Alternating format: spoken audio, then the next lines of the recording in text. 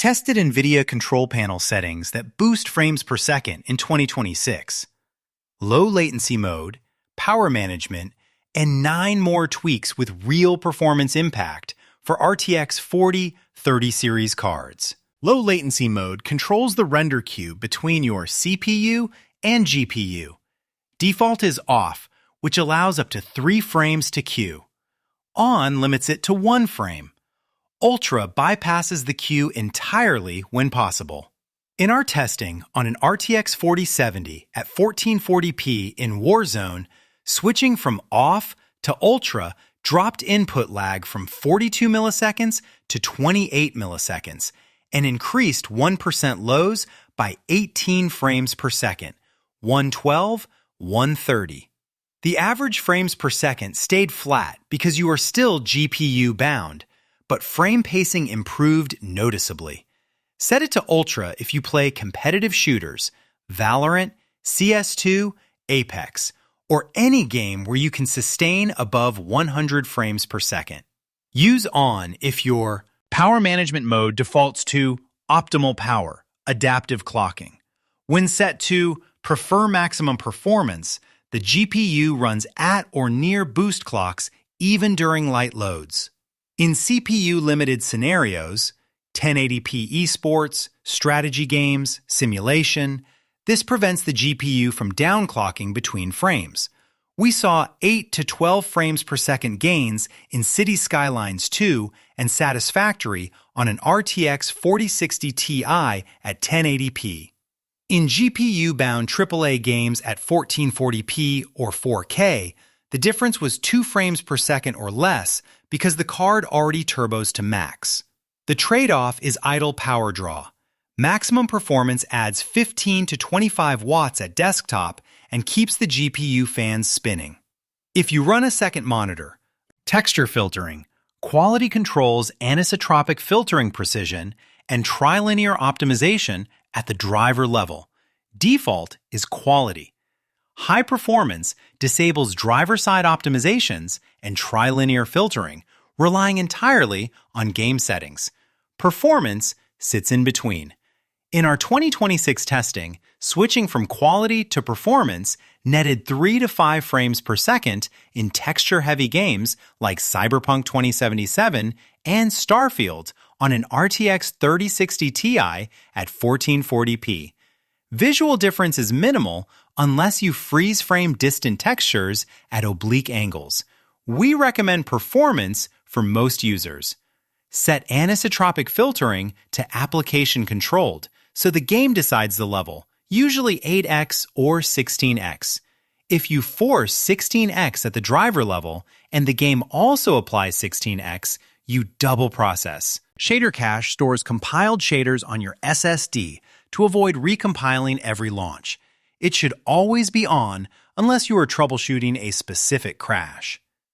Shader cache size defaults to driver default, 256 megabytes in 2026. If you play 10+ games regularly, bump it to 10 gigabytes.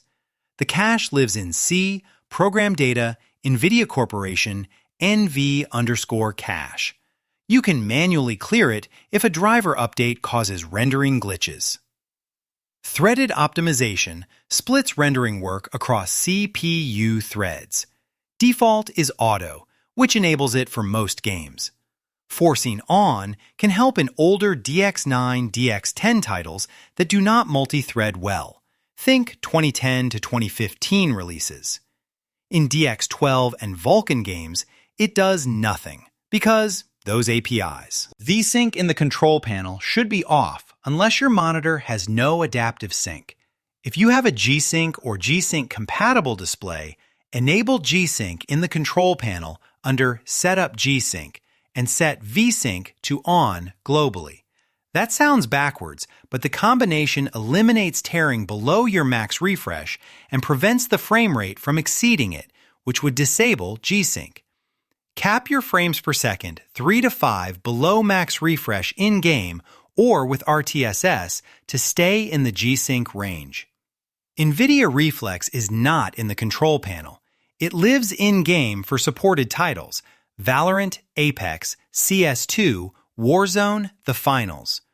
Reflex low latency reduces system latency by 10 to 20 milliseconds independently. Several NVIDIA Control Panel options are legacy holdovers or placebo. Ambient occlusion should be set to application controlled, forcing HBAO Plus at the driver level on top of in-game SSAO or HBAO Plus causes double processing. Anti-aliasing mode and anti-aliasing transparency belong in the game settings, not here. Maximum pre-rendered frames was replaced by low latency mode in 2020. It still appears in some driver versions, but does nothing if low latency mode is enabled. Triple buffering only affects OpenGL games. Modern DX12 Vulkan titles ignore it. Virtual reality pre-rendered frames is for VR headsets only. If you do not have a headset, leave it at 1. Multi-frame sampled anti-aliasing, MFAA, was NVIDIA's. Global settings work for 80% of games, but some titles need exceptions. Competitive shooters, Valorant, CS2, benefit from maximum performance power mode even if you run optimal globally.